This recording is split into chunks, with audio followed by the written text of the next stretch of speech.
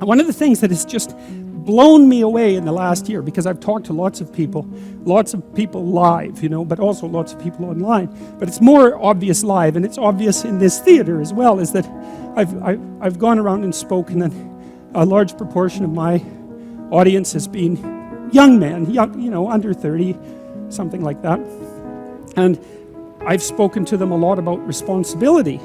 And what's so odd about this is that of all the things that I've spoken about, because I can see the audience and I can feel how the audience is reacting, because I'm always paying attention to all of you insofar as I can manage that. So I get some sense of how what I'm saying is landing, which you have to do if you're going to speak effectively to people. And what happens is, if I talk about responsibilities, everyone is silent, just like they are now. Silent and not moving, right?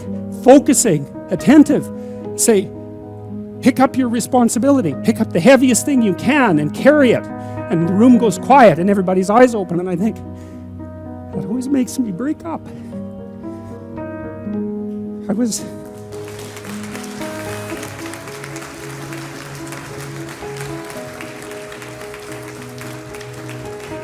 don't know why. I was speaking to an English journalist today. He was going to write an article in the Spectator magazine, and I was talking about this. And at the same point in the discussion, I had the same emotional reaction. I don't really understand it. I think there's something about it that's so crucial, because we've been fed this unending diet of rights and freedoms, and there's something about that, there's something about that that's so pathologically wrong, and people are starving for the antidote, and the antidote is truth and responsibility, right? And it isn't because that's what you should do in some I know better or someone knows better for you what you should do sense. It's that that's the secret to a meaningful life, and without a meaningful life, then all you have is suffering and nihilism and despair and all of that, and self-contempt, and that's not good. And so it's necessary for men to stand up and take responsibility, and they all know that and are starving for that message, and the message is more that that's also a good thing, to stand up and take responsibility, because you're cursed so much now from when you're young with this notion that your active engagement with the world is part of what is destroying and undermining the planet and adding to the tyranny of the social systems. It's like, how about not so much of that, hey? Because it's too soul deadening. It's anti-human right to the core. And my sense instead is that, if you were able to reveal the best of yourself to you in the world, that you would be an overwhelming force for good.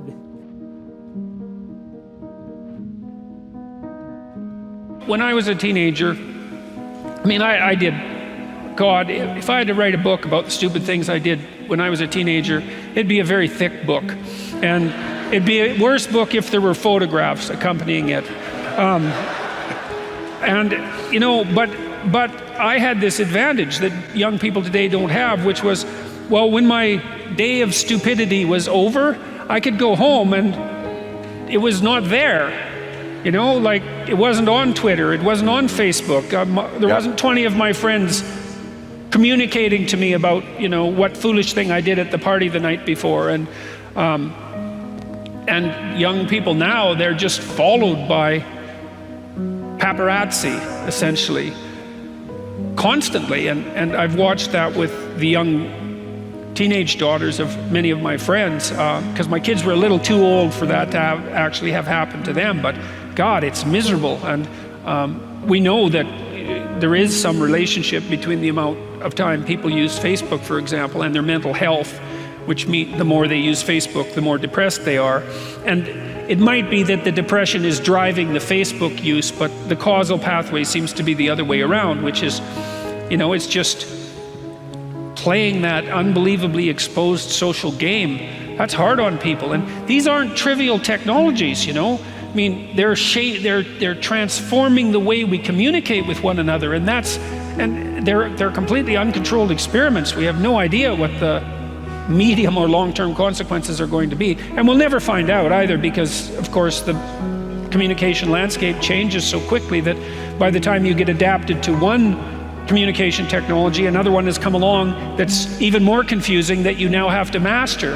And so, well, that's why it's necessary for everyone to develop their own modicum of wisdom, I believe, because I don't know how else we're going to be able to deal with this technological transformation that's going to come is already coming across us like a tidal wave. And you know, you ain't seen nothing yet. The people in Silicon Valley have plans that, well, that make you think that the whole place should probably be bombed just for the safety of the rest of us. You know, because there's tremendous danger in that rapid acceleration of machine intelligence, and we have absolutely no idea where that's headed. So, and maybe it'll be great. It's possible that it'll be great, but power cuts both ways. So hopefully we can control it with our wisdom, and that's pretty much up to each of you to put your lives together so you can make good decisions. You can learn to kind of watch yourself like you're watching a stranger, but you have to adopt a position. It's a position of radical humility, I would say. Both humility in two senses. So one sense would be the humility of recognizing your ignorance. So you have to understand that you don't know who you are. And that's not easy to understand because you think you know, but then, you know, you remember you can't control yourself very well. You're not very disciplined. You're full of flaws. Maybe you don't know yourself as well as you think, but it's hard to get low enough to understand how deeply it is the case that you are ignorant about who you are. Now, there's an upside to that too, which also is that you're also ignorant about who you could be. And so the discovery of that, you know, is some reward for the horror of determining who you actually are. So one of the things I've been talking to my audiences about is the relationship between responsibility and meaning, which is, what would you say? It's a constant refrain in the book. It's one of its underlying messages, let's say, or themes is a better way of thinking about it.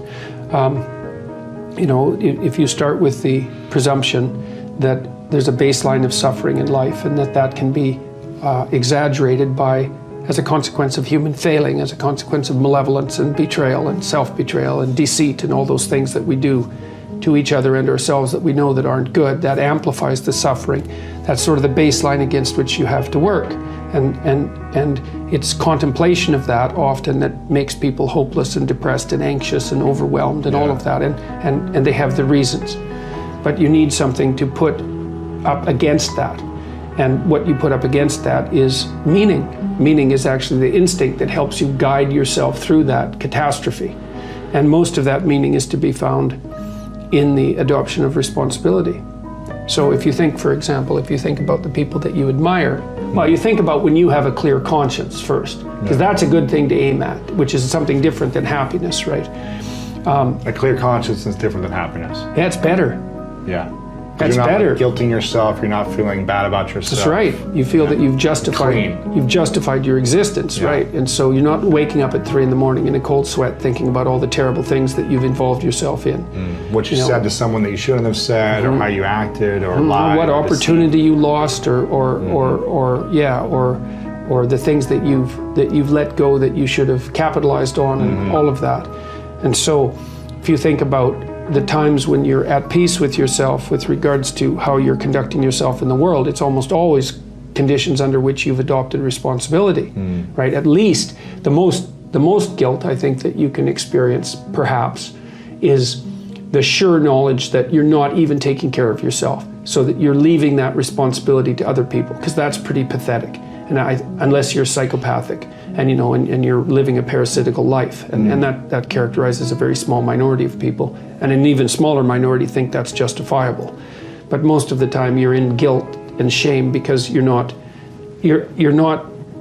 only are you not taking care of yourself, let's say, so someone else has to, but you're not living up to your full potential.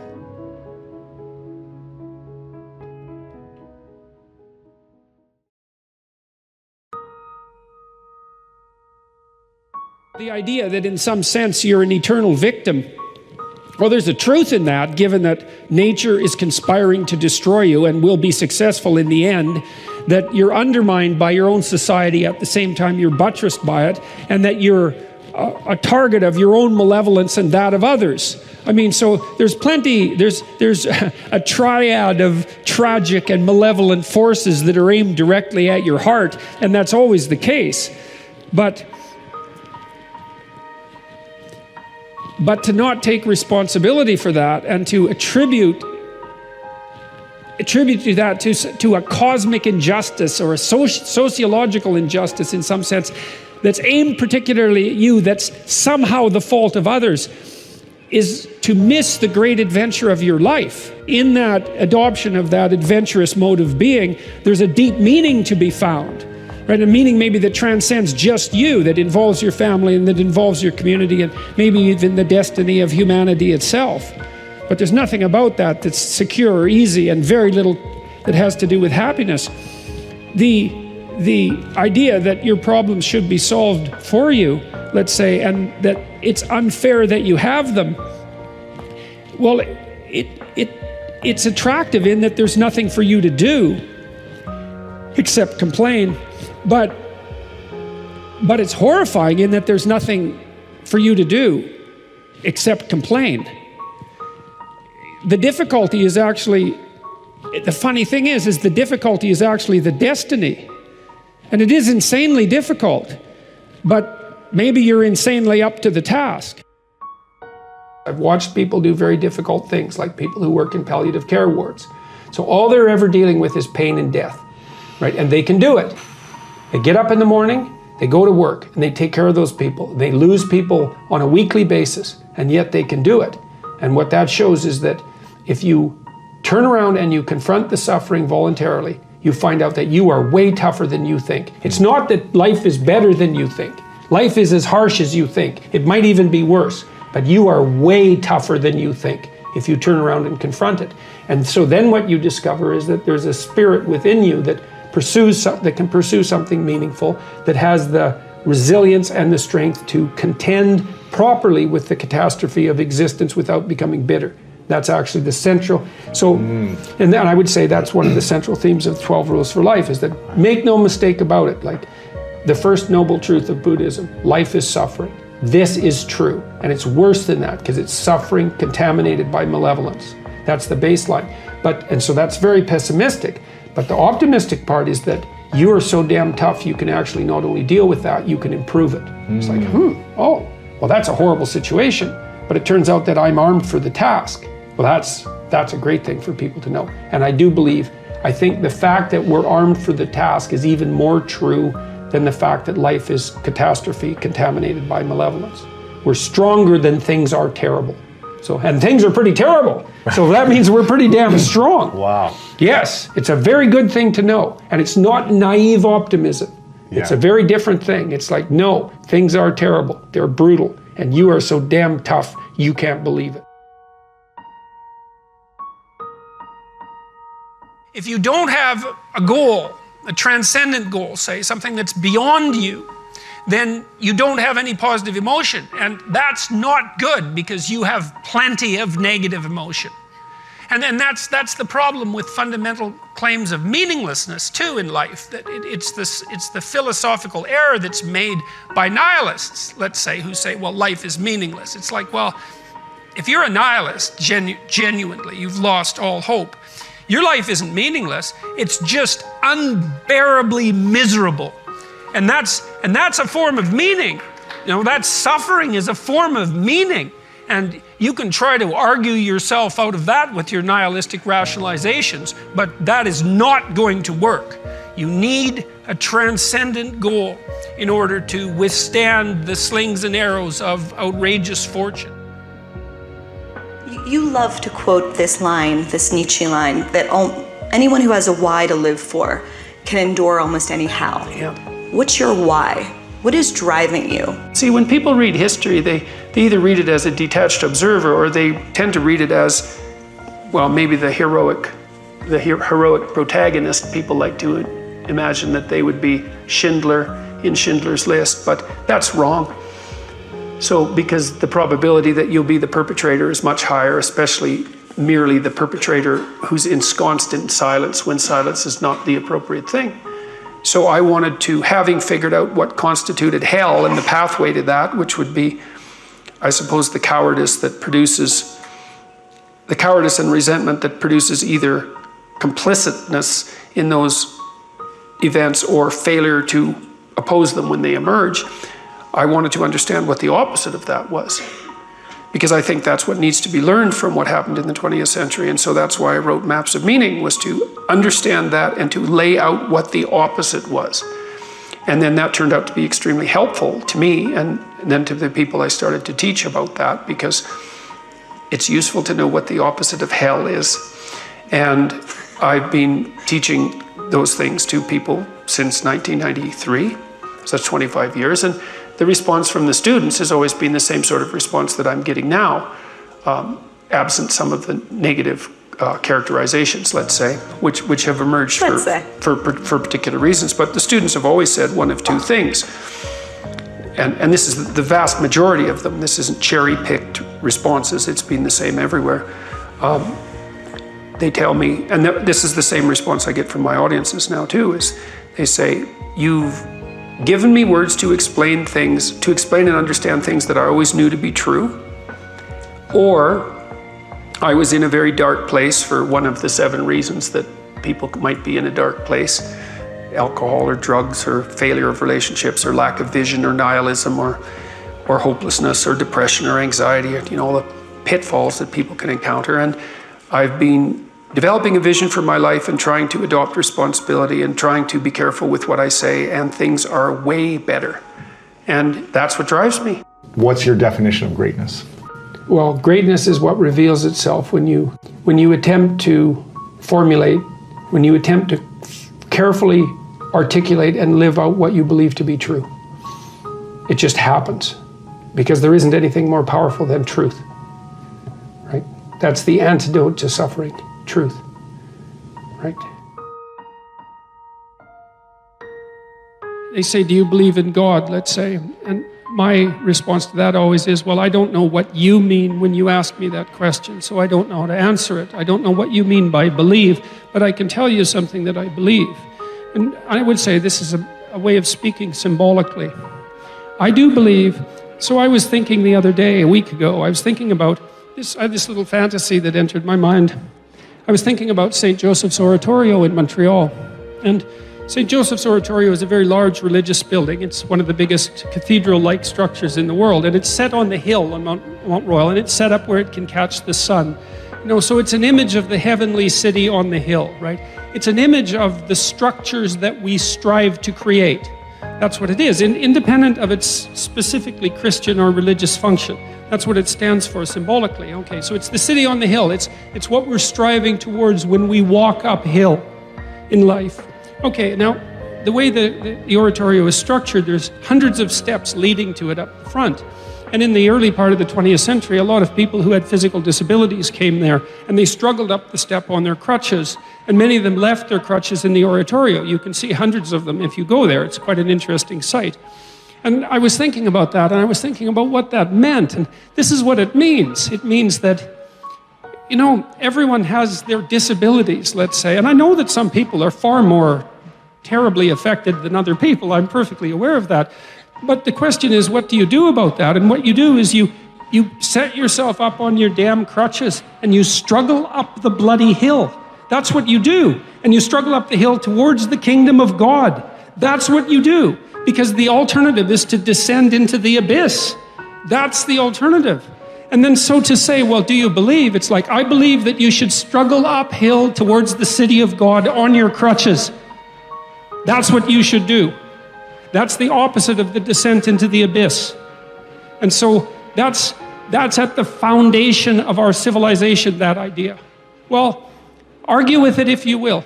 See if you can figure out why that's not an acceptable idea.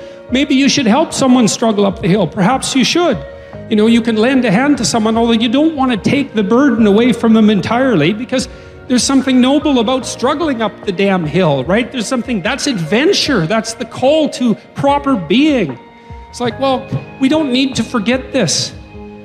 We don't need to forget it. The universities have been there since time immemorial to try to push that idea forward through the generations. And everyone needs to know that idea. That's what gives your life not happiness. Forget about that. If it comes, well, great, accept it.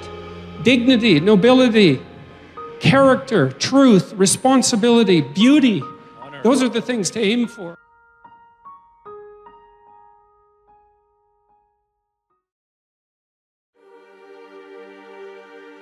Adopt the mode of authentic being.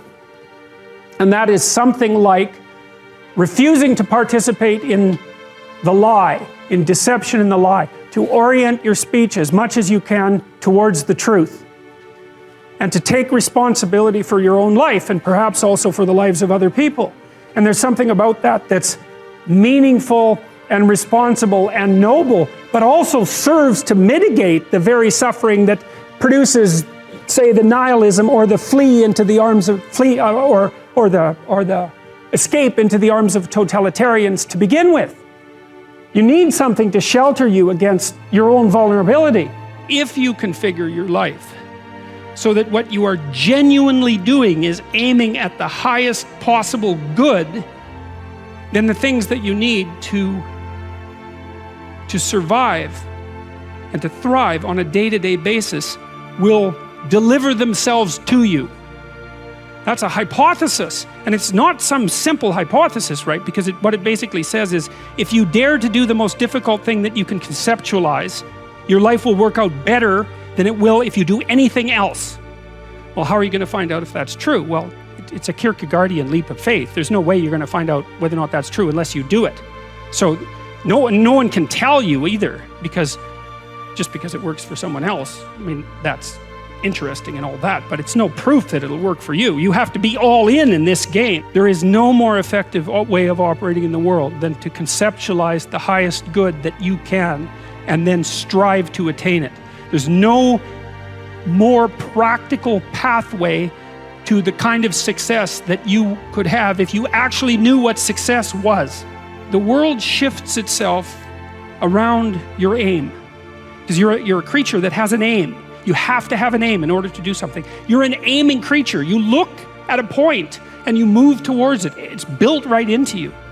And so you have an aim. Well, let's say your aim is the highest possible aim. Well, then, so that sets up the world around you. It organizes all of your perceptions. It organizes what you see and you don't see. It organizes your emotions and your motivations. So you organize yourself around that aim, and then what happens is the day manifests itself as a set of challenges and problems, and if you solve them properly, then you stay on the pathway towards that aim, and you can concentrate on the day, and so that way you get to have your cake and eat it too, because you can point into the distance, the far distance, and you can live in the day.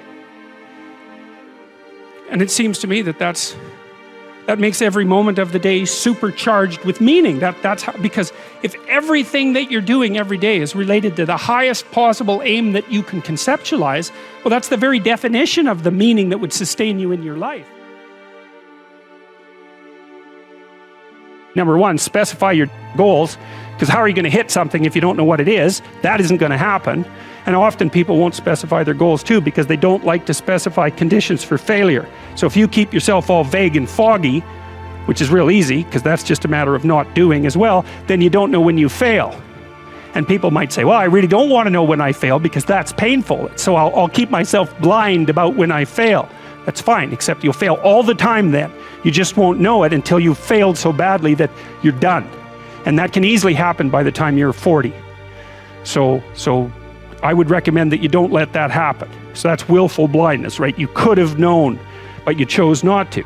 Okay, so once you get your goal structure set up, you think, okay, if I could have this life, looks like that might be worth living, despite the fact that it's going to be, anxiety provoking and threatening, and there's going to be some suffering and loss involved and all of that. Obviously, the goal is to have a vision for your life such that, all things considered, that justifies your effort. I started to pay very careful attention to what I was saying. I don't know if that happened voluntarily or involuntarily, but I could feel a sort of split developing in my psyche, and the split, and I've actually had students tell me the same thing that has happened to them after they've listen to some of the material that I've been describing to all of you. But I split into two, let's say. And one part was let's say the old me that was talking a lot and that liked to argue and that liked ideas. And there was another part that was watching that part, like just with its eyes open and neutrally judging. And the part that was neutrally judging was watching the part that was talking and going, that isn't your idea. You don't really believe that. You don't really know what you're talking about. That isn't true. And I thought, that's really interesting. So now and that was happening to like 95% of what I was saying. And so then I didn't really know what to do. I thought, okay, this is strange. So maybe I've fragmented and that's just not a good thing at all. I mean, it wasn't like I was hearing voices or anything like that. I mean, it wasn't like that. It was, well, people have multiple parts. So then I had this weird conundrum. It was like, well, which of these two things are me? Is it the part that's listening and saying, no, that's rubbish, that's a lie, you're doing that to impress people, you're just trying to win the argument, you know? Was that me, or was the part that was going about my normal verbal business me? And I didn't know, but I decided I would go with the critic. And then what I tried to do, what I learned to do, I think, was to stop saying things that made me weak. And now I'm still trying to do that because I'm always feeling when I talk whether or not the words that I'm saying are either making me align or making me come apart.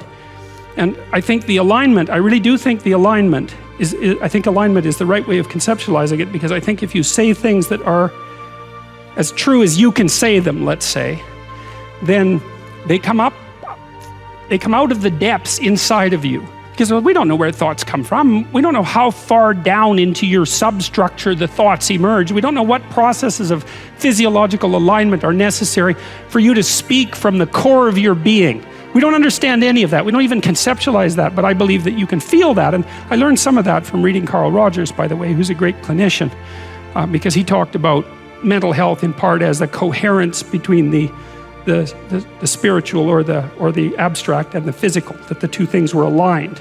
And there's a lot of idea of alignment in psychoanalytic and clinical thinking. But anyways, I decided that I would start practicing not saying things that would make me weak. And what happened was that I had to stop saying almost everything that I was saying. I would say 95% of it. It's a shock to wake up and I mean, this was over a few months, but it's of a shock to wake up and realize that you're mostly dead wood. It's a shock, you know, and you might think, well, do you really want all of that to burn off? It's like, well, there's nothing left but a little husk, 5% of you. It's like, well, if that 5% is solid, then maybe that's exactly what you want to have happen. Make a schedule and stick to it. Okay, so what's the rule with the schedule? It's not a bloody prison. That's the first thing that people do wrong. They say, well, I don't like to follow a schedule. Well, it's like, well, what kind of schedule are you setting up? Well, I have to do this, then I have to do this, then I have to do this, you know, and then I just go play video games, because who wants to do all these things that I have to do? It's like, wrong. Set the schedule up so that you have the day you want. That's the trick. It's like, okay, I've got tomorrow. If I was going to set it up so it was the best possible day I could have, practically speaking, what would it look like? Well, then you schedule that. And obviously there's a bit of responsibility that's going to go along with that, because if you have any sense, one of the things that you're going to insist upon is that at the end of the day, you're not in worse shape than you were than at the beginning of the day, right? Because that's a stupid day. If you have a bunch of those in a row, you just dig yourself a hole and then you bury yourself in it. It's like, sorry, that's just not a good strategy. It's a bad strategy. So maybe 20% of your day has to be responsibility and obligation, or maybe it's more than that, depending on how far behind you are. But even that, you can ask yourself, okay, well, I've got these responsibilities. I have to schedule the damn things in. What's the right ratio of responsibility to reward? And you can ask yourself that, just like you'd negotiate with someone who is working for you. It's like, okay, you got to work tomorrow. Okay, so I want you to work tomorrow. And you might say, okay, well, what are you going to do for me that makes it likely that I'll work for you? Well, you could ask yourself that, you know. So maybe you do an hour of responsibility and then you play a video game for 15 minutes. I don't know, whatever turns your crank, man. But, you know, you have to negotiate with yourself and not tyrannize yourself. Like you're negotiating with someone that you care for, that you would like to be productive and have a good life. And that's how you make the schedule. It's like, and then you look at the day and you think, well, if I had that day, that'd be good. Great. You know, and you're useless and horrible, so you'll probably only hit it with about 70% accuracy, but that beats the hell out of 0, right? And if you hit it even with 50% accuracy, another rule is, well, aim for 51% the next week, or 50.5% for God's sake, or because you're going to hit that position where things start to loop back positively and spiral you upward.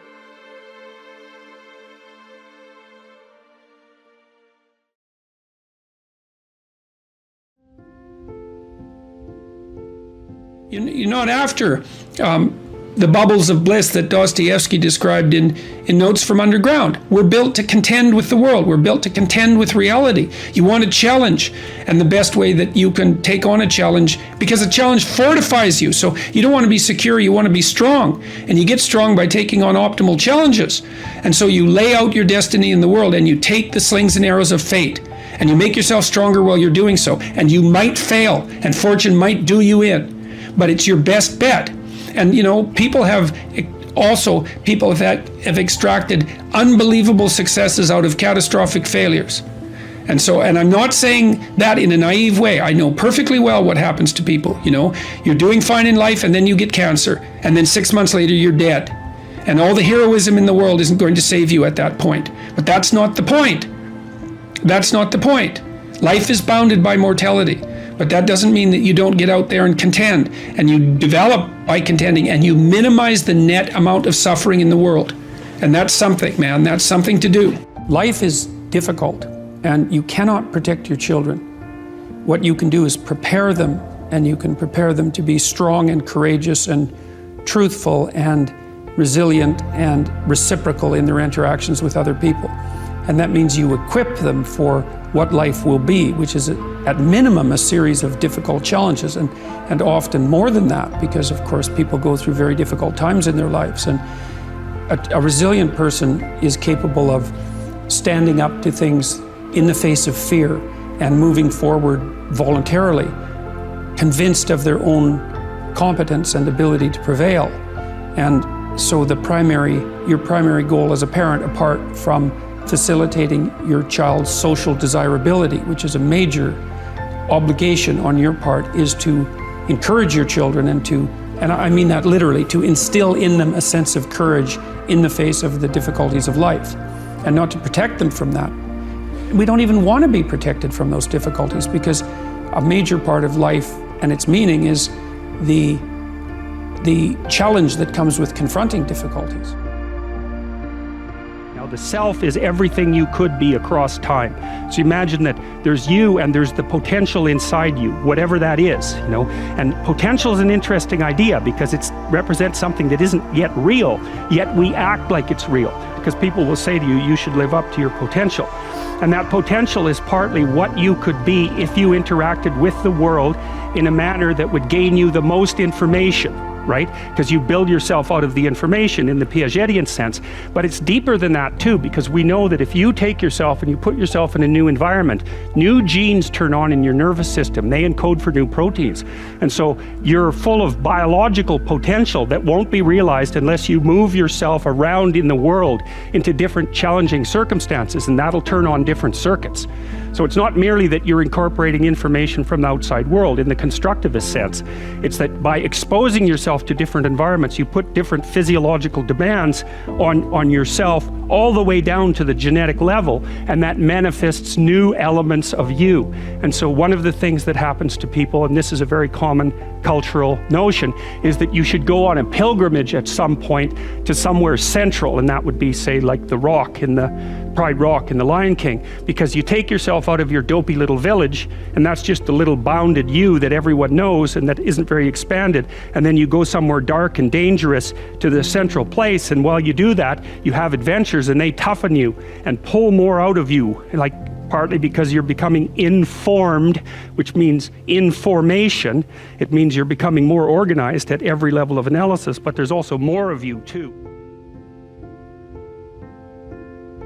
Look, you know, and you know this, you're useless. You know nothing. You haven't got started. You've got 60 years to put yourself together, and God only knows what you could become. And that message is so much more, it's so funny because it's such an attack, but it's so positive. Because there's faith there in the potential that makes up the person rather than the miserable actuality that happens to be manifesting itself at the moment.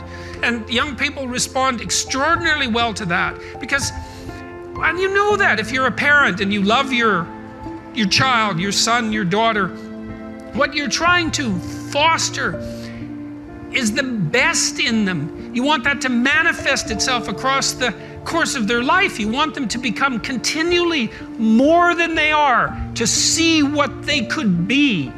And I think that's part of the great message of the West, is that's the ethical requirement of individual being in the proper sense, is to constantly note that you're not what you could be, to take responsibility for that, and to commit yourself, like body and soul, to the attainment of that ideal.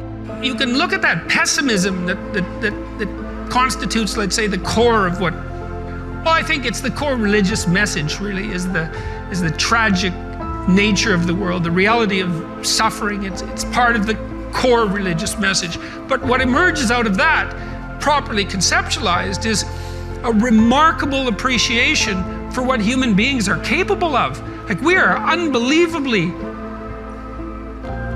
resilient and able creatures, and we do not have any conception of our upper limits.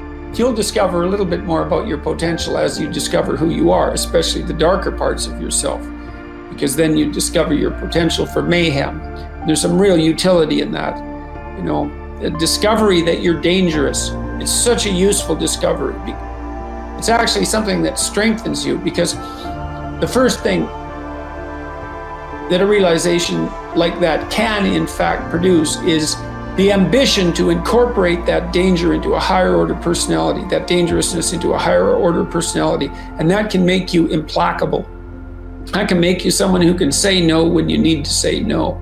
You know, that can make you someone who won't avoid necessary conflict. And so that's unbelievably useful. When you're moving through life and you have a plan or a dream and it shatters, you know, someone dies or a relationship breaks apart, or you have a terrible upset in your career, or you become ill in some unexpected way, then everything around you falls apart and you plunge into a chaotic underworld. The belly of the whale. That's exactly right. Yes, exactly that. And then maybe you stay there, because it isn't necessarily the case that people get out. You know, people die, people are in despair permanently, but frequently something tragic and terrible befalls you, and you fall apart, and you learn something profound as a consequence, and you put yourself back together, and when you come back out, you're more than you were when you went in. And that's happening at a small scale. Every time you learn something, you know, if you ever really learn something, it's usually painful. It usually means that you have to recognize that you're wrong in some important way. You have to let that part of you that's wrong die, and then you have to let a new part of you. Okay, so the self, imagine that you undergo a series of transformations in your life. There are collapses into the chaotic underworld, and then many resurrections. That happens continually, and that's what molds your character. Assume that the person that you're listening to knows something you don't. Well, they do. The person you're listening to knows some things you don't. You can be sure of that. Now, whether or not you can get to them is a different matter, but if you do get to them, it's a real deal for you. That's why you want to listen to the other person's arguments, is because you're not everything you could be. You don't know the pathway forward with as much clarity as you could. And it's possible. This is one of the wonderful things that I've had the privilege of experiencing as a clinician. You know, because people, it's like I live inside a Dostoevsky novel as a clinician. people come in and they tell me about their lives, and I listen to them, and they tell me things that are just absolutely beyond belief, you know. And I learn from my clients constantly. They're telling me honestly about their experience. They tell me things they wouldn't tell anyone else because I actually listen to them. But part of the reason I listen is because I'm desperate to listen. It's like there's a possibility I'm going to do something stupid in the next 5 years that's going to be like fatal. And there's some small possibility that if we have a decent discussion, that you'll tell me something that will eliminate some of my blindness so that I don't have to fall into that particular pit. And if you have a good sensitivity for the depth of the pit, then you know you're pretty bloody motivated to avoid it. And so, and that dialogue it's dialogic, it's dialogos, right? It's shared logos. It's the way that we redeem ourselves mutually moving forward.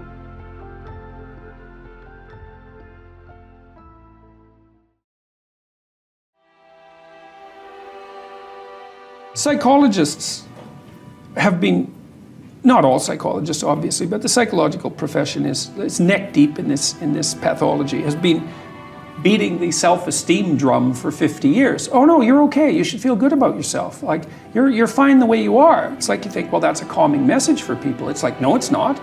It's not at all. And I watch my audiences, it's like, it's full of people in the audience who think, I'm suffering a lot more than I think is tenable. A whole bunch of it's my fault. My life is not in the order it should be. I know I'm doing 50 things wrong. It's like, what the hell's wrong with me? What's wrong with the people around me? This is really serious. And some, well-meaning person comes up and says, you're okay just the way you are. It's like, no one wants that message. It's like, no, I'm not okay the way I am. I'm not okay at all the way I am. I know that.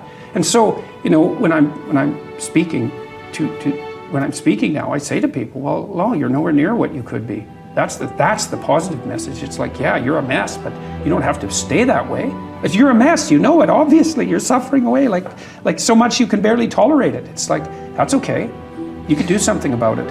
If you're hungry and you eat, well, that's good, but it's over, and then you're on to the next thing, right? It's not exactly sustaining, it's just necessary. That's called consumatory reward, by the way. This other reward system is incentive reward. And the incentive reward system works on dopamine, this neurochemical dopamine, which is also the neurochemical tracks that opiates and cocaine and amphetamines, the drugs that people really like to abuse, alcohol often for some people, activate. And so you might say if you don't have enough meaning in your life, then you're more prone to addiction. And that's definitely the case, even with rats. If you take a rat, you put him in a cage by himself and he has nothing to do, and then you give him access to cocaine, he'll get addicted to the point where he won't do anything but take cocaine. But if you throw the rat back in with a bunch of other rats and he gets to do rat things, then it's very hard to get him addicted to cocaine. And so the purposeless rat is prone to addiction. Well, it's the same with human beings. Now, here's a corollary to that, which is really cool. So the magnitude of the reward you experience as you're moving towards a goal is proportionate to the importance of the goal. So that means the more important the goal you pick, the more possibility there is for the kind of reward, let's say, it's really a state of being that is life-affirming, and it is directly life-affirming in that, like if you're in a football game and it's an important football game and maybe you break a finger, and normally that's a problem, it hurts, and you're going to stop doing whatever you're doing. But if you're right in the middle of the game, then you'll be so amped up on this reward system that it's analgesic. It stops the pain. It also suppresses anxiety. So if you have a purpose, then it's analgesic. It takes some of the pain out of life. It's very positive in that it motivates and energizes you and focuses you and makes you able to remember and pay attention. And it quells fear. And so those things are all direct. And so then you might think, well, what's the best possible goal? Well, and that's the purpose, I would say, of religious training and philosophical training. It's like, just what are you doing in the world? Many times in life, people don't get what they want and they need because they don't aim at it. And it's a hard lesson for people to learn because they're cynical to begin with and they presume that there's no possible way of moving forward. But it's not so unreasonable to assume that you're not going to hit what you don't aim at, or you're not going to hit what you aim at and don't shoot at. And I've seen time and time again that if people do put forward a vision for what they regard as worthy of pursuit, which is something you have to determine in dialogue with yourself, It's like, given the difficult preconditions of existence, is there anything that you could conceive of that you would regard as sufficiently worthwhile so that you would be motivated to pursue it? It's a profound philosophical question, and it's not an unreasonable one. It's a good place to start. It's like, well, life is difficult enough to make you cynical and bitter, and perhaps enough to make you cynical and bitter and suicidal and homicidal and even genocidal. And it's not surprising in some sense. And then the question is, well, is there something that you can pursue that allows that to be acceptable, or perhaps even desirable, which is something to do that justifies the suffering? And it's hard to say what that would be for each of you. It's something that you can discover. This is partly why Nietzsche was wrong. Nietzsche thought that after God had died, that human beings would have to invent their own values. But the psychoanalysts, I would say Jung foremost among them, put forward a very powerful counterclaim, which was that, well, you can't invent values. They're already built into you. You have to discover them.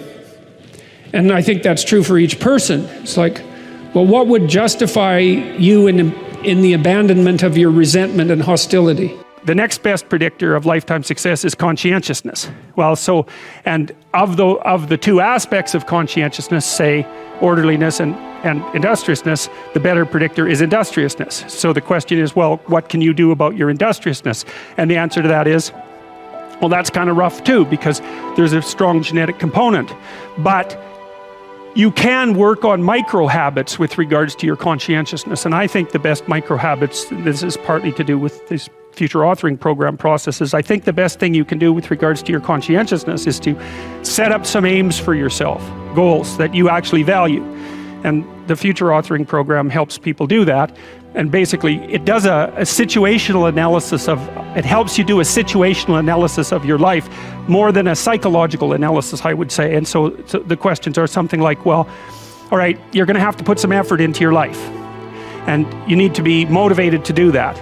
And so what are the potential sources of motivation? Well, you could think about them in the big five manner. You know, if you're extroverted, you want friends. If you're agreeable, you want an intimate relationship. If you're disagreeable, you want to win competitions. If you're open, you want to engage in creative activity. If you're high neuroticism, you want security. Okay, so those are all sources of potential motivation that you could draw on, that you could tailor to your own, your own personality. But then there are dimensions that you want to consider your life across. And so we ask people about, well, if you could have your life the way you wanted it in 3 to 5 years, if you were taking care of yourself properly, what would you want from your friendships? What would you want from your intimate relationship? How would you like to structure your family? What do you want for your career? Well, how are you going to use your time outside of your job? And how are you going to regulate your mental and physical health, and maybe also your drug and alcohol use? Because that's a good place to auger down, because alcoholism, for example, wipes out, 5 to 10% of people. So you want to keep that under control. And then so maybe you develop a vision of what you would like your life to be, and that associates the goal. Well, once the goal is established, and then you break down the goal into micro processes that you can implement, the micro processes become rewarding in proportion, in relation to their causal association with the goal, and that tangles in your incentive reward system. We talked about the dopaminergic incentive reward system, and that's the thing that keeps you moving forward. And the way it works is that it works better if it produces positive emotion when it can see you moving towards a valued goal. Okay, well, what's the implication of that? Better have a valued goal, because otherwise you can't get any positive motivation working out. And so the more valuable the goal, in principle, the more the micro processes associated with that goal start to take on a positive charge. And so what that means is, well, you get up in the morning and you're excited about the day, you're ready to go. And so as far as I can tell, what you do is you specify your long-term ideal. Maybe you also specify a place you want to stay the hell away from, so that you're terrified to fail as well as excited about succeeding, because that's also useful. You specify your goal. You do that in some sense as a unique individual. You want to specify goals that make you say, oh, if that could happen as a consequence of my efforts, it would clearly be worthwhile. Because the question always is, why do something? Because doing nothing is easy. You just sit there and you don't do anything. That's real easy. The question is, why would you ever do anything? And the answer to that has to be because you've determined by some means that it's worthwhile. And then the next question might be, well, where should you look for worthwhile things? And one would be, well, you could consult your own temperament. And the other would be, well, you kind of look at what it is that people accrue that's valuable across the lifespan. So you do a structural analysis of the subcomponents of human existence, and I already did that. You need a family, you need friends. Like, you don't need to have all these things, but you better have most of them. Family, friends, career, educational goals, plans for, time outside of work, attention to your mental and physical health, etc. That's what life is about. And if you don't have any of those things, well, then all you've got left is misery and suffering. So that's a bad deal for you. So once you set up that goal structure, let's say, and that's really in many ways that's what you should be doing at university. That's exactly what you should be doing, is trying to figure out who it is that you're trying to be, right? And you aim at that, and then you use everything you learn as a means of building that person that you want to be.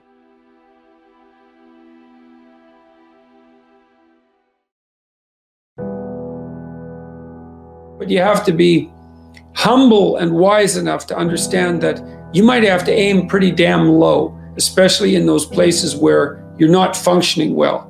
And it might be so embarrassing that you can't bring yourself to fathom that that's actually who you are. But Jung described the fool, the archetypal figure of the trickster and the fool, as the precursor to the savior, to the redeemer. And that's an unbelievable bit of wisdom, because what Jung meant was that to put yourself together, which is to follow the path of redemption, to follow the redeemer. If the redeemer is a type of personality that you could in fact be inhabited by or manifest, then the first steps towards that is to allow yourself to be a fool, right? It's because you don't know what you're doing. You have to admit that. And there's going to be a loss of ego or destruction of ego, arrogant ego that necessarily accompanies that. But you need the loss of that arrogant ego, because it's precisely what's interfering with your movement forward. It's part of the adversarial process, mythologically speaking, that stops moral progress. You're too proud of who you think you are to notice what you're like so that you could change properly. You don't want to sacrifice that part of yourself. It's probably associated with some delusion that helps you maintain, what would you say, a positive, although very fragile self-image, in the absence of genuine effort. You don't tell your kid, here's an impossible thing, why don't you go out and fail? You say, here's something worth going after. Here's a step you could take that would push you beyond where you are, but that you also have a reasonably high probability of succeeding at, right? They call that within a time frame. Within some time frame. That's the other thing. You have to parameterize it with regards to time frame. That's right.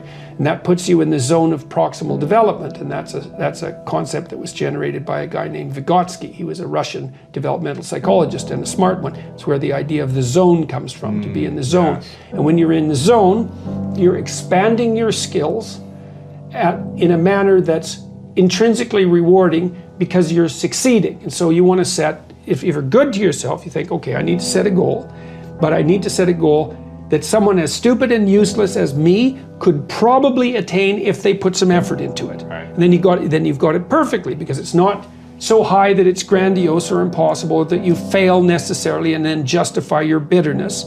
It's like, well, I could do well, because that happens to people. Happens all the time. Yeah, it's like, see this all the time. It's like, yes, exactly. Well, I set a goal and I didn't attain it, so I'm not going to set any more goals. Right. It's like, no, you set a goal that was inappropriate for the time frame. Yeah. That's right. You didn't calibrate it properly, and you're playing a trick on yourself because you wanted to fail so that you could justify not having to try.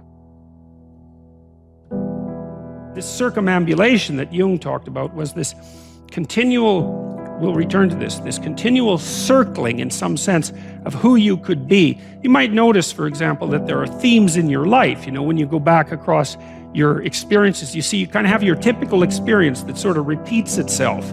And there might be variation on it, like a musical theme, but it's like you're circling yourself and getting closer to yourself as you move across time.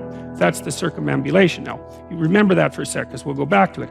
Okay, so imagine that something glimmers before you. It's an interest that's dawning, and you decide, well, first of all, you're paralyzed. You think, well, how do I know if I should pursue that? It's probably a stupid idea. And the proper response to that is, you're right, it probably is a stupid idea, because almost all ideas are stupid.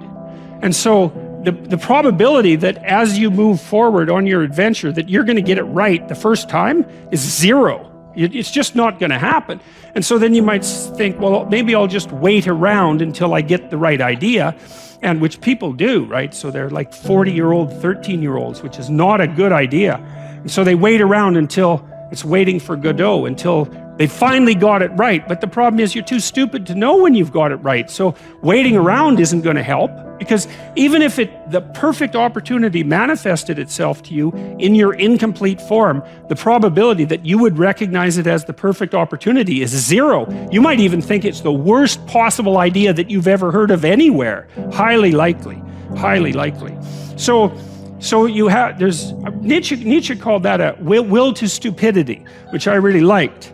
So, because he thought of stupidity as being it's you have to take it into account fundamentally and work with it. And so you can take these tentative steps on your pathway to destiny, and you can assume that you're going to do it badly. And that's really useful, because you don't have to beat yourself up. It's pretty easy to do it badly. But the thing is, it's way better to do it badly than not to do it at all. Sad to see that people are disenchanted and nihilistic and depressed and anxious and aimless and perverse and vengeful and all of those things. It's terrible. And then to see people question whether that's necessary, and then to start to rise out of it. It's like, it's so fun. Like last night I was after my talk, it's overwhelming.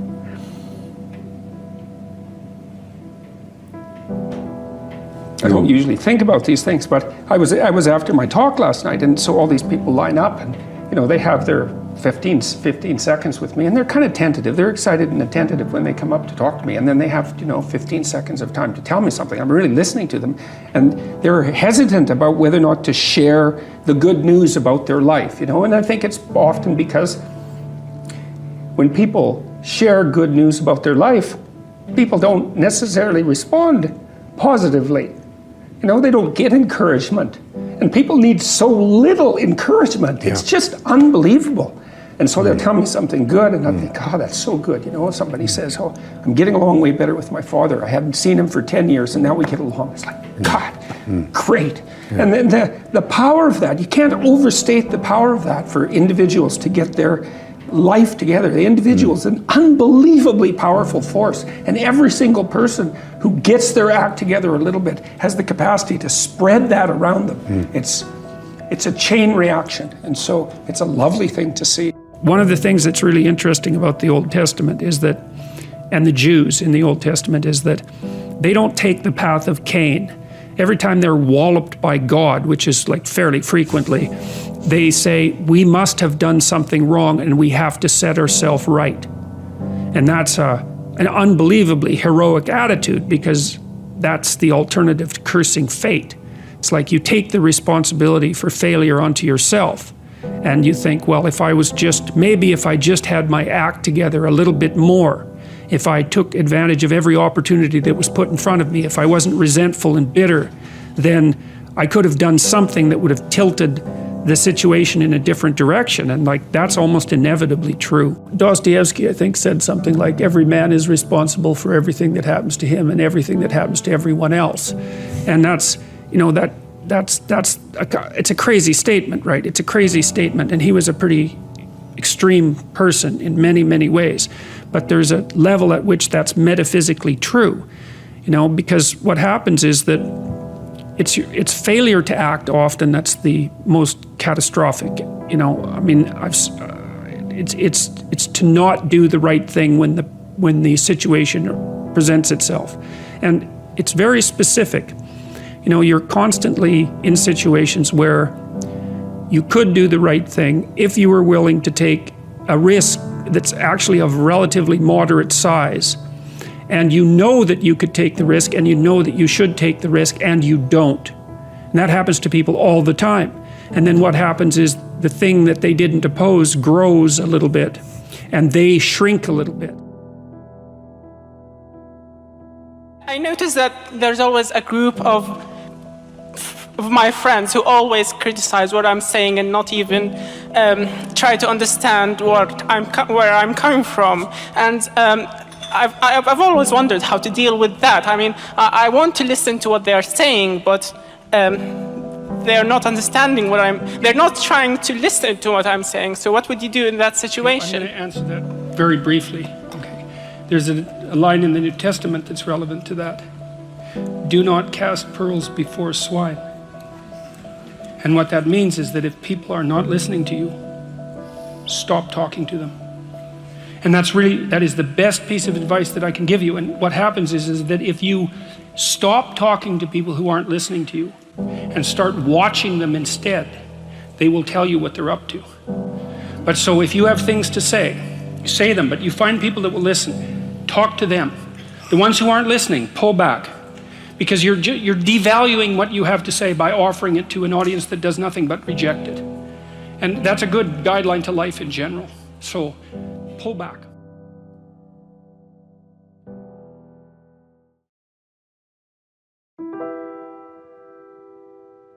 People do waste a lot of time, and they also act counterproductively a lot of the time. Regardless, we do make progress, and we can thrive under the difficult conditions that make up our lives, and we can resist the malevolence that entices us. That's within our power, and we don't know the limits to that. And we also know that it's better to, we all know this, that it's better to live courageously than cowardly. Everyone knows that. That's what you teach people that you love.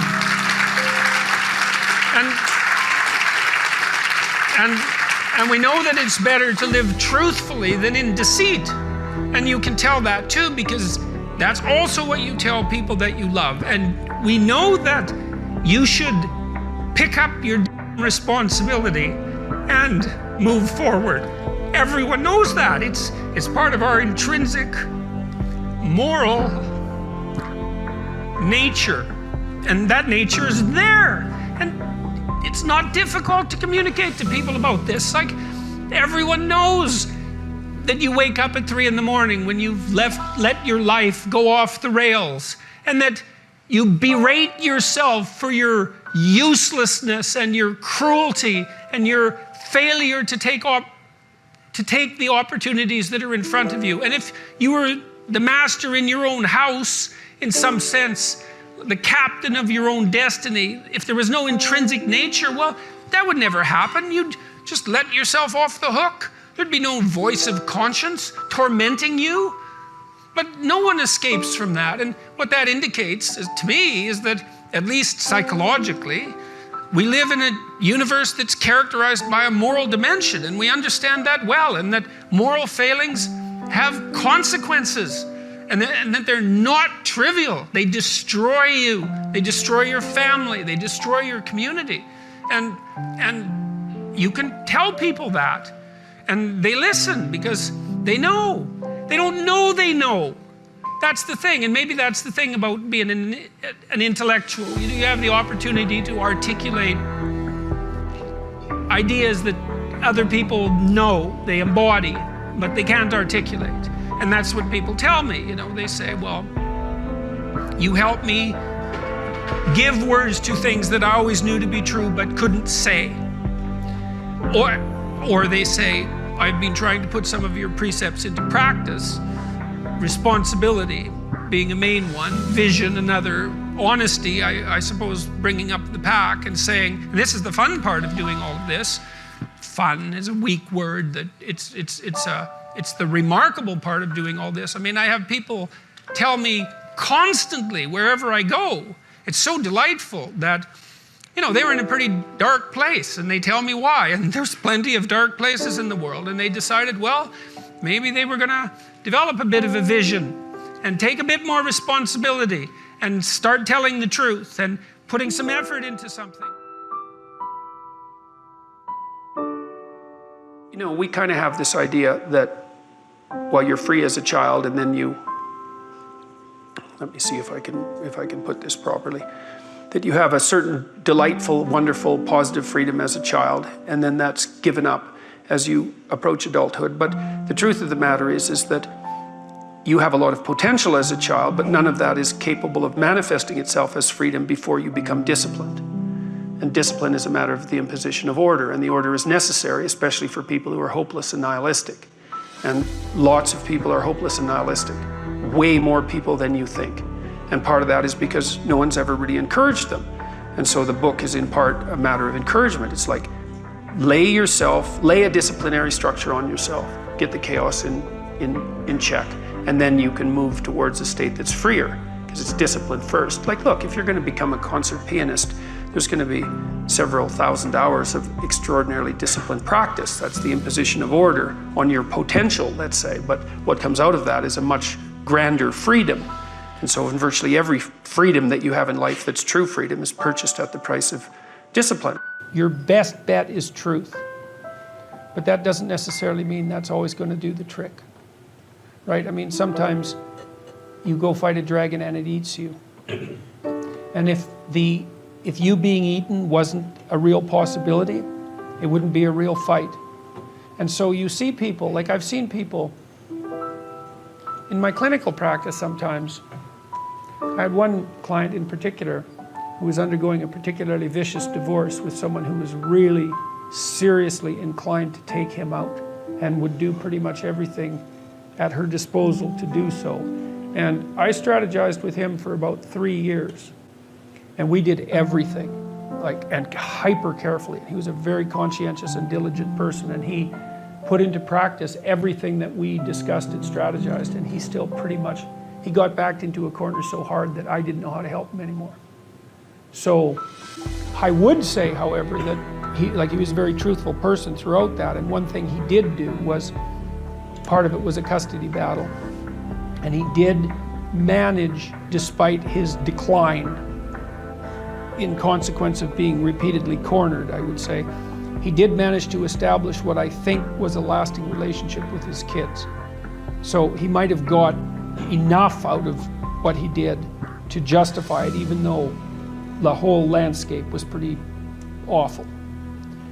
I think that not lying is your best bet, but life is hard and people get run over, and it doesn't necessarily mean that you're going to emerge in any obvious sense triumphant. But if you take the alternative path, especially when you're facing severe tribulations, let's say, and you complicate those with deceit, you can be sure that whatever tragedy that you're confronting is going to turn into not only tragedy, but something very much akin to hell. And so you might be able to at least minimize the degree of suffering, even if you can't overcome it or transcend it. And that's something, you know. If you really want to solve a complicated problem, maybe you try to solve it 100 ways, and then you take the best solution. Got it. And look, this happens to entrepreneurs all the time too, you know. Like most entrepreneurs, this is something to know, well, most entrepreneurs, most creative people fail at producing their creative product and monetizing it, right? So your default position, if you're a creative person, is you're going to fail. And so, and that's because it's hard to come up with something new, and it's hard to present it to the market at the right time, and it's hard to market it. Like, those things are really, really difficult. And so what successful entrepreneurs do is they just keep doing it over and over and over and over and over and over and over. And eventually, if they're fortunate, one of their ideas happens to hit the right place at the right time. And so that's also Darwinian in some sense. You know, you're creating all these little enterprises that are sort of alive. They're run by people after all, and even if your idea is good, that doesn't mean it will be successful. There's so many things that have to be taken into account. So this is partly why persistence, and that's part of conscientiousness, is so useful. It's like, You know, what do they say? If at first you fail, then try again. And that would probably mean try something different rather than the same thing. But persistence is helpful because it enables you to run many experiments. And you need to know that the baseline is failure. You know, it's important because otherwise you'll blame that on yourself. And I've had journalists say, well, what makes you think that your right to free speech trumps the right of someone to not be offended? And I think that's really the level of our political discourse. Okay, so we'll run a little thought experiment. So I'm talking to one person, I'm talking to you, and the rule is I don't get to offend you. Okay, maybe we can still have a discussion about something difficult. But let's say I'm talking to 10 people and about an important thing. Now I have to make sure that I don't say anything, despite the fact that this is an important and contentious issue, that I don't say anything that offends even one of those 10 people. Okay, maybe I can even manage that. What if I'm talking to 1,000 people? There's going to be someone in that 1,000 people, there's going to be someone who's offended at the mere fact that I exist. So it's an impossible standard. It's like, well, you can't say anything offensive. Okay, fine, then you can't say anything. Okay, so what? You don't get to say anything because no one should be offended. Well, then you don't get to think. Well, what happens if you don't think? Well, then you can't negotiate your way through the future and you fall into a pit, and so does everyone else. So that's where that all ends up. You can't say offensive things. Equals, you cannot negotiate your way properly through the future. Equals, everyone suffers. Well, that's a bad strategy. So, and it's all covered up with, well, you know, it'd be better if no one was ever offended. It's like, well, who thinks that? You know how naive you have to be to think that? How you have to be pathologically naive, which is the kind of naive that you could have grown out of, but you willfully refused to because you weren't willing to see what was in front of your face. And then you impose that blind naivety on everyone else because you don't want to allow them to upset your rosy view of yourself and the world. It's just, there's no end to how terrible that is.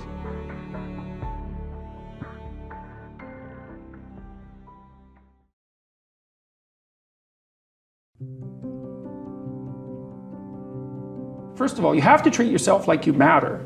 Because if you don't, then you don't take care of yourself, and you become vengeful and cruel, and you take it out on people around you, and you're not a positive force. None of that's good. So you suffer more, and so does everyone around you. And there's a malevolence that enters into it. None of that's good. So that's what happens if you don't treat yourself like you matter. And then, well, what happens if you don't treat other people like they matter? Well, you lie to them, you cheat them, you steal, you enter into impulsive relationships with them. They can't trust you. That doesn't go anywhere. They don't like you. You end up alone at best and maybe incarcerated at worst. That doesn't work. And so you watch the people around you who thrive, regardless of what they say. They act out the proposition that everyone matters.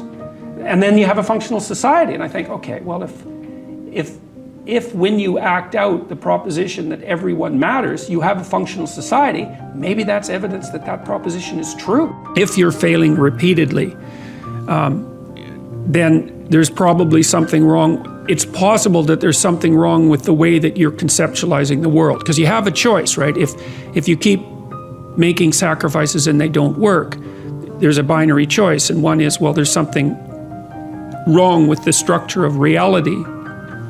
And the other is there's something wrong with your approach. And so then you might say, well, let's take the first idea, there's something wrong with the structure of reality. It's like, you're really going to say that, are you? You're really going to come out and say, I know enough to judge the nature of being.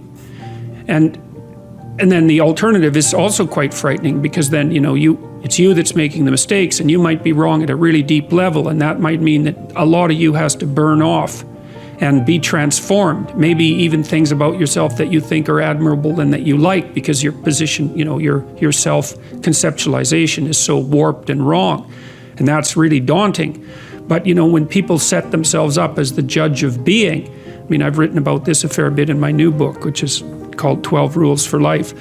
When people set themselves up as the judge of being, then they take on what can only be described as a kind of satanic arrogance, because they've actually taken to themselves the moral right to criticize the structure of existence itself. It's like, you better be careful when you do something like that, because you're setting yourself up as the judge of being.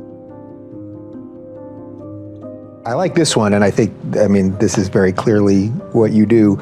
Be precise in your speech. So in Genesis, one of the things God has Adam do first, so God makes the world by speaking. Okay, so that's the first thing to think about. You're supposed to think like in a sophisticated way about this. The idea is that there's some integral relationship between communication and the structure of being. It's part of the role that consciousness plays in the world, whatever that role is. Language takes the chaos and makes it into things. And so God has Adam name all the animals. They're not even really real until they have names. Now, they're more implicit. That's another, here's an example. Let's say that you're having a rough patch in your relationship and you don't know why. It's unnameable. Is it real? Well, yeah, it's manifesting itself in a physiological discomfort. Then you talk about it and you name it. It's like, it goes from this blurry thing that's kind of potential, it goes snap, and then it's this thing, right? And then that's a horrible thing. It's like a little poisonous thing, but it's not a whole foggy cloud of potential poison. It's like this little sharp poison thing. And then you think, okay, it's real. It's a little monster, but it's not, it's little at least, and now probably we can do something about it if we can admit to it. So it's this precision that specifies, and like, so this is a little bit of the Voldemort effect, right? Since you're a Harry Potter guy, they wouldn't name him. Right. This is the problem. Right. We got to name him first. Oh yeah, you got to name him first. Absolutely, because the unnameable is far more terrifying than the nameable. You see that there was this great Blair Witch Project, terrifying movie. Oh, I thought it was scary. brilliant. Yeah. Well, it's unnamed. There's nothing terrible happens in that movie. It's all the unnameable. It's like, what's going on? What's going on? What's going on? And no matter how terrible the actuality is, it's rarely as terrible as your imagination. Because your imagination, like, it's an old thing. It's seen a lot of terrible things in the history of life. Like, it can put monsters everywhere. And so it's almost always better, it might be better without exception, to name the thing, no matter how terrible it is. And if you can't name it, what that means is that you're telling yourself that you're so terrified that you can't bring your attention to bear on it. And that makes you're the loser, instantly. If it's so terrifying that you cannot face it, it's won. You write in the book, there is no faith and no courage and no sacrifice in doing what is expedient. What do you say to those viewers that don't pursue their dreams and are locked in their careers because they are too afraid to take risks and pursue something meaningful? Well, the first thing I would say is, well, you should be afraid of taking risks and pursuing something meaningful. But you should be more afraid of staying where you are if it's making you miserable. It's like the first thing you want to do is dispense with the idea that you get to have any permanent security outside of your ability to contend and adapt. It's the same issue with children. It's like, you're paying a price by sitting there being miserable. And you might say, well, the devil I know is better than the one I don't. It's like, don't be so sure of that. The clock is ticking. Yeah, and if you're miserable in your job now and you change nothing, in 5 years you'll be much more miserable and you'll be a lot older. But isn't it a luxury to pursue what is meaningful? Our viewers have mortgages, they have children, they have payments and loans. It's a luxury to pursue because we lack the resources. Well, I don't remember now, I'm not talking about what makes you happy. It's a luxury to pursue what makes you happy. It's a moral obligation to pursue what you find meaningful. And that doesn't mean it's easy. It might require sacrifice. If you need to change your job too, let's say you have a family and children and a mortgage, you have responsibilities. You've already picked up those responsibilities. You don't just get to walk away scot-free and say, well, I don't like my job, I quit. That's no strategy. But what you might have to do is you think, well, this job is killing my soul. All right, so what do I have to do about that? Well, I have to look for another job. Well, no one wants to hire me. It's like, okay, maybe you need to educate yourself more. Maybe you need to update your curriculum vitae, your resume. Maybe you need to overcome your fear of being interviewed.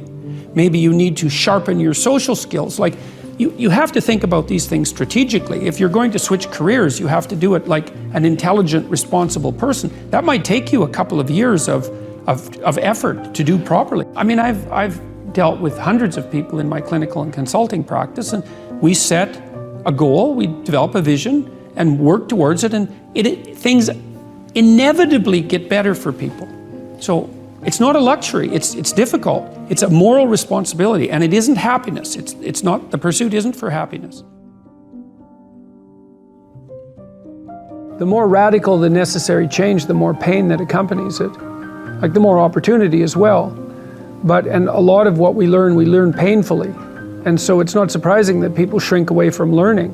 We learn in pain and anxiety very frequently. Everyone knows that. Like the things that you really learned in life, it's like, it was no joy, man. Like it took you out. And so the fact that people flee from that is hardly surprising. But it doesn't help, that's the thing. It just stores up the catastrophe for later. And so the better idea is to eat a little poison every day so that you don't have to overdose in a month. It's something like that.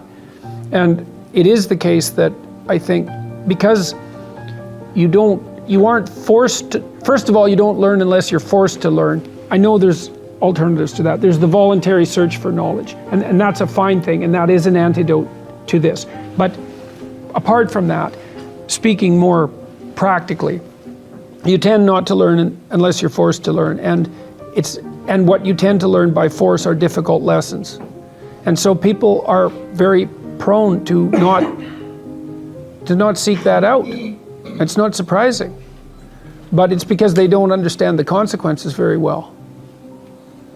You know, it's because they're convinced that there's some way of forestalling the necessary learning, and there isn't any way of forestalling it. All you do is make it worse in the future. You make yourself smaller, and you make the lesson harder. And so that's why in so many religious doctrines there's emphasis on humility. You know, and humility isn't to debase yourself. It's to understand that you don't know enough so that your life isn't going to be miserable. And so every chance you get to grab something new that will help you along your way, you should take it as fast as you can. But you have to have a very tragic, I would say, view of reality, and also a harsh one, because it's not just tragedy, it's also malevolence. You have to understand that those are waiting for you, and that makes you desperate enough to learn, and that might make you desperate enough to fall out of your ideology.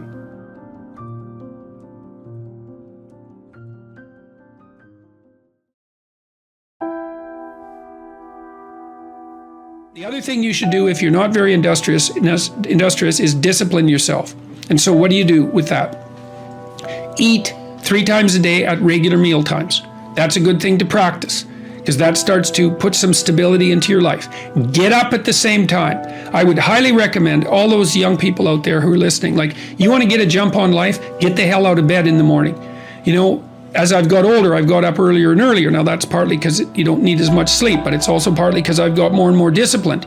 Like, get up early in the morning and get your things done. Man, learn to get up at 6 in the morning and you'll be one deadly creature, especially if you can get to work. You'll have half your damn day done by the time other people haul their sorry asses out of bed.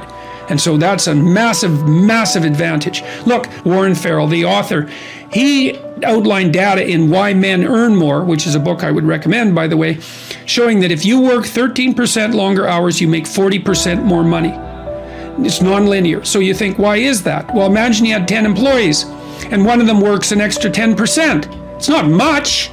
Well, how often is that person going to be promoted, assuming you have a clue as a boss? It's like you're going to look at the 10 people and you're going to think, oh, that guy's always here like 45 minutes early. It's like, why don't we give him the promotion? Obviously, right? So these small edges that you can manage like that, work an extra 10% or extra 13%, have non-proportional payoffs. That's part of the Pareto distribution. So get your sleep cycle organized so you get up in the morning. Learn how to do it. No excuses. I'm too tired in the morning. I don't like mornings. Who cares? That's not relevant. It's like discipline yourself so you can manage it. Schedule your meals. because that's a good disciplinary routine.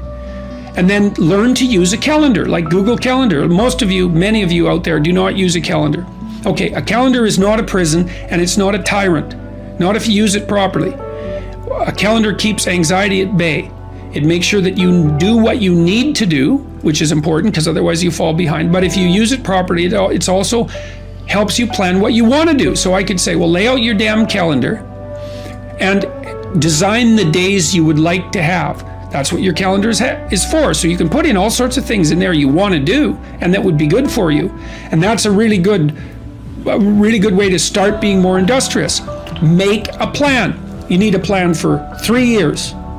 You need a plan for the next year. You need a plan for the next 6 months. You need a plan for the next 3 months. You need a plan for the week. You need a plan for the day. You need a plan for the hour. All of that.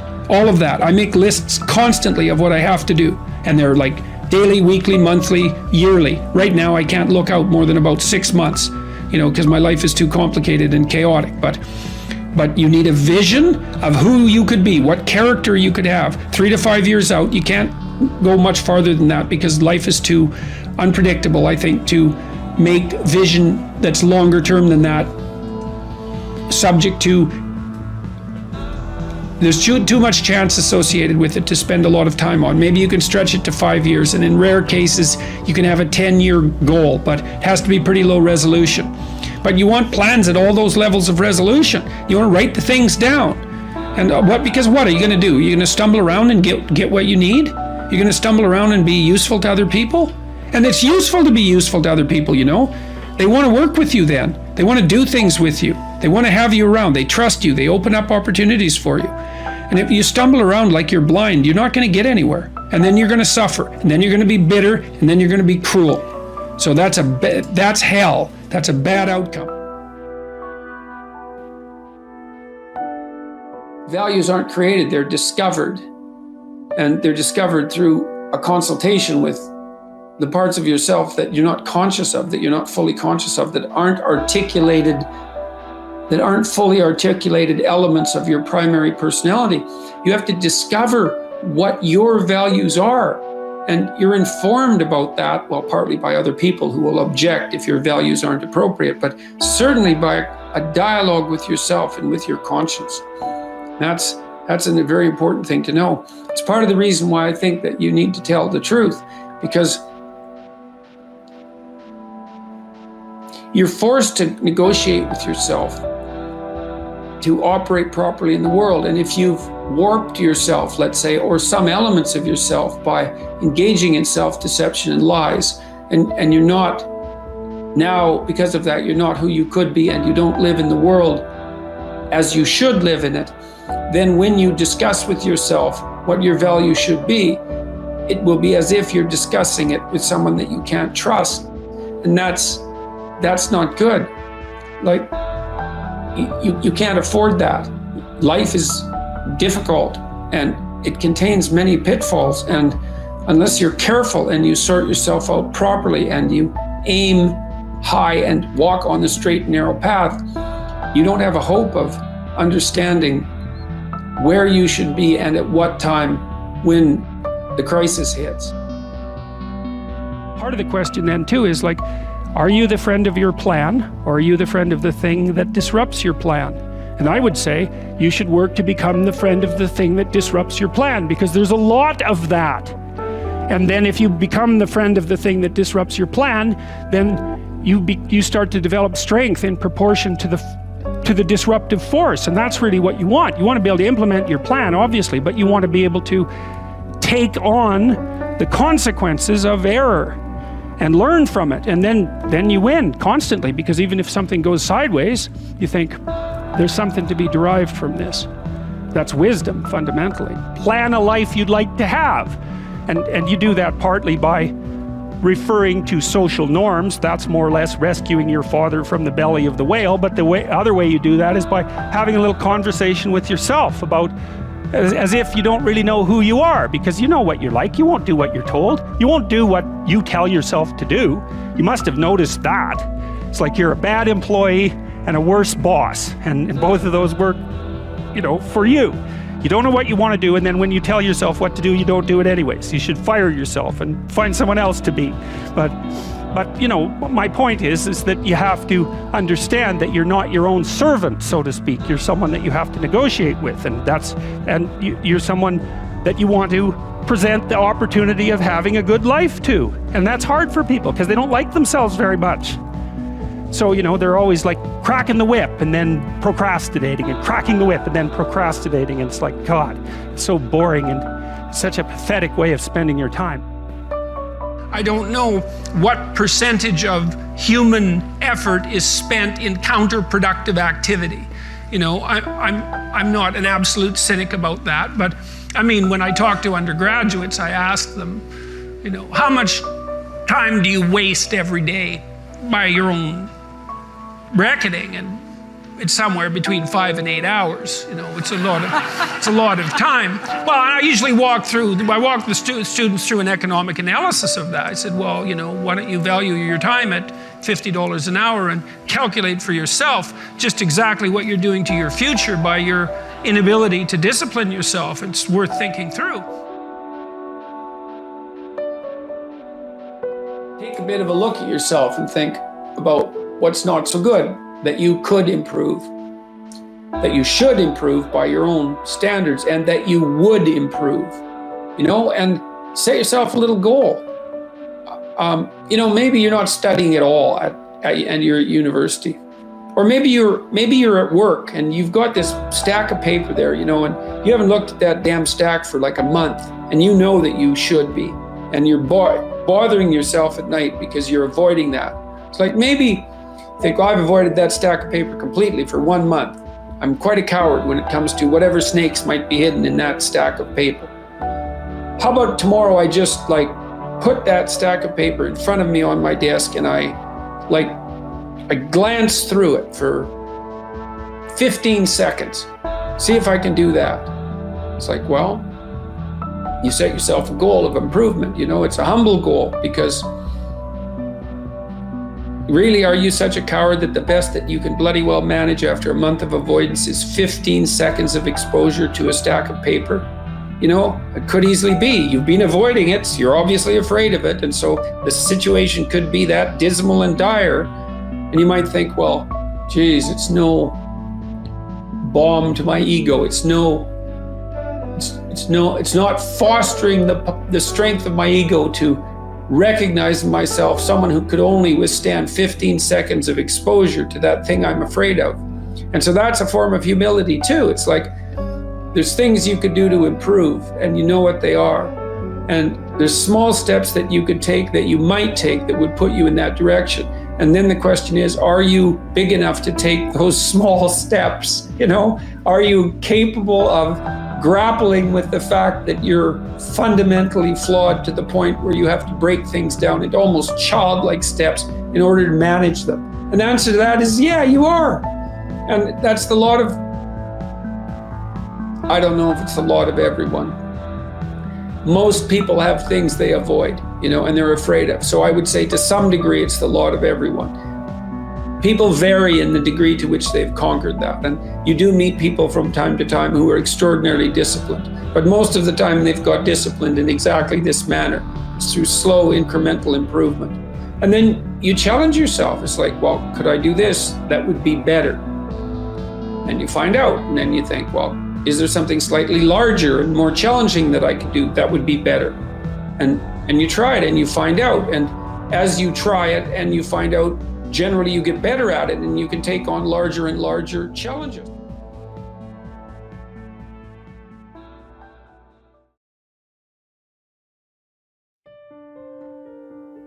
When I was 25 or so, I probably weighed about 138 pounds. I smoked like a pack of cigarettes a day.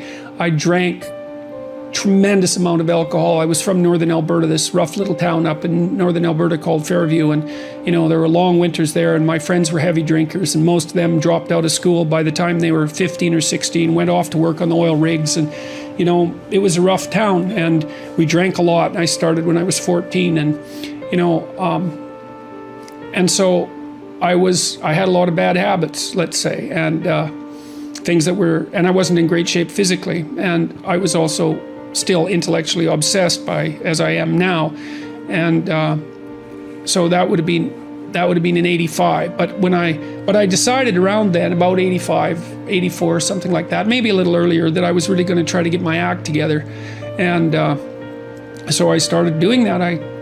First of all, I quit smoking. Well, that took a long time because I eventually had to quit drinking too in order to quit smoking, and I started working out, started playing sports, which I'd never done. I don't regret that. I had a fine time when I was a kid, but I needed really to get disciplined, and I had to do it because I was working on these hard problems that I've been discussing with all of you, and I've been working on them really, obsessively since I was probably about 18, maybe even earlier than that. Got to the point around 25 when I was in graduate school trying to get my PhDs, doing all my research. Like, I published 15 papers by the time I graduated with my PhD, which was by a fairly large measure the most papers that any graduate student at that time had ever published at McGill. I think that's right. It might have been twice as many, or maybe twice as many, maybe even 3 times as many. And at the same time, I wrote Maps of Meaning, which was a terribly difficult thing to do, because I was writing about 3 hours a day doing that, and I couldn't do all that and continue with my misbehavior, my sort of what would you say, my hedonistic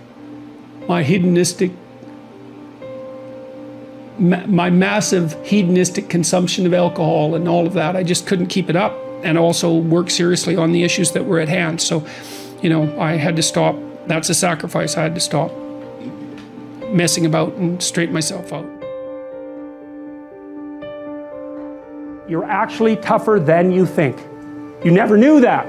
And maybe you didn't want to take on the responsibility because, people play a role in their own demise, so to speak. When you had opportunity to go out and explore or withdraw because you were afraid, you chose to withdraw because you were afraid. So it's not only that you were overprotected often, it's that you were willing to take advantage of the fact that you were overprotected and run back there whenever you had the opportunity. So maybe you're a kid in the playground, right, and you're having some trouble with other kids, and in the back of your mind, I should deal with this myself, but you go and tell your mom and get her to intervene. And you know that that's not right. You know that you're breaking the social contract, but it's easier, and so that's what you do. You run off to an authority figure and hide behind the Great Father, right? Roughly speaking. Well, the problem with that is you don't learn how to do it yourself. So then you have to relearn it painfully when you're 40. So then you take people out, you say, well, what are you afraid of? Rank it from 1 to 10. So 10 is, we'll make a list of 10 things you're afraid of. The thing you're least afraid of we'll call number 10. So we'll start with that. Okay, well, I'm afraid of elevators. Okay, well, let's look at a picture of an elevator. Let's have you imagine being in an elevator. Let's go out to an elevator and let you watch the terrible jaws of death open, because that's how you're responding to it symbolically, right? And you're going to do that at the closest proximity you can manage. You find out, you go do that, it works. You're nervous as hell, especially from an anticipatory perspective, shaking.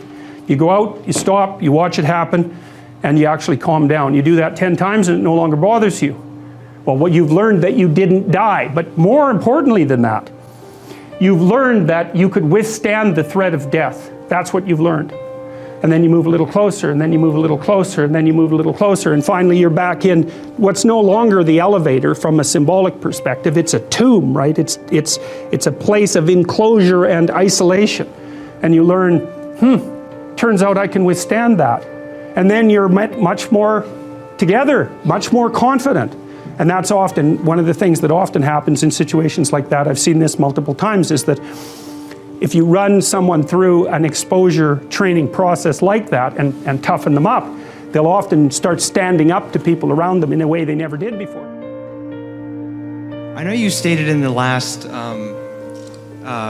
lecture that the importance for setting aims in life and to kind of have goals to work towards, right? So my question was, how do you do that if you don't know where you want to go? Because that's kind of where I got stuck on your future authoring program.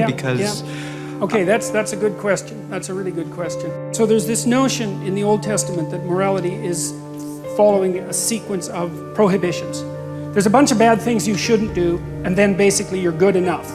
And I think there's wisdom in that. I think that's kind of where children start, right? I mean, I love children and all that, but they're crazy little creatures, and they need to be, civilized. And partly what you do is you lay prohibitions on them, and mostly what you're trying to do is lay prohibitions on them for the behaviors that, if they manifested, would make their life miserable. So this is why this thing that I've said to people has become this crazy internet meme, but that's to clean up your room, and which is a lot better and more useful than people think. It's a lot harder too, but the first thing you do, I think, and I learned this in part from Solzhenitsyn when he was trying to iron out his soul when he was in the Gulag, because he was trying to figure out how he got there, how he contributed to how he got there. Not Stalin and Hitler, even though they were kind of to blame, but there wasn't much he could do about that. I think what you have to do, and this is part of humility, is you have to look around you within your sphere of influence, like the direct sphere of influence, and fix the things that announce themselves as in need of repair. And those are often small things, and they can be like your room. Put it in order, because the thing is, it isn't exactly so important that your room is in order, although it is. What's important is that you learn how to distinguish between chaos and order. If you're harmless, you're not virtuous. You're just harmless. You're like a rabbit. A rabbit isn't virtuous. It just can't do anything except get eaten. It's not virtuous. If you're a monster and you don't act monstrously, then you're virtuous.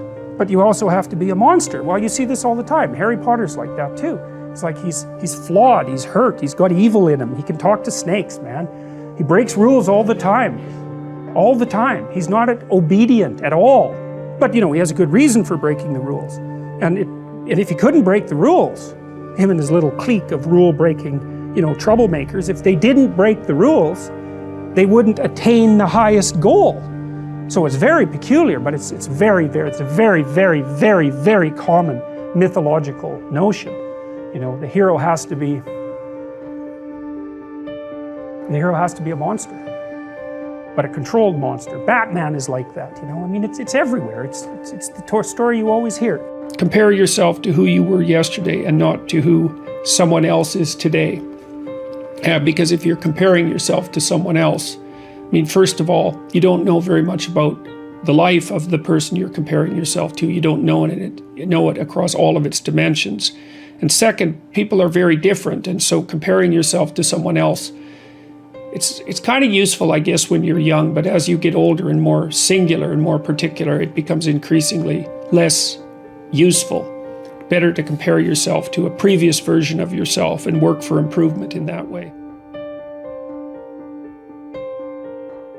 When people are beset with a catastrophe, like let's say the death of their father, that they are prone to use that as an excuse for not going about the business that they should be going about. Because they can say to themselves, well, I would accept. And accept, there's always good reasons. I mean, believe me, there's always good reasons for not doing what you should. That's for sure. The reasons pile up day after day to not do what you should, especially because you're aiming at things in the future. You can put them off indefinitely, right? Because of the demands of the day. There's no excuse whatsoever for not getting at what it is that you should be doing. It's absolutely reprehensible to justify your inaction with a catastrophe that extracts mercy from other people, right? There's a tricky game that's going, well, of course I can't do that. Look at the terrible thing that's just happened to me. And say, okay, I understand. You're absolved of any necessity to move forward because of your current catastrophe. It's like, well, actually you're not. And it's rather rude of you to use it as an excuse. And it's certainly counterproductive.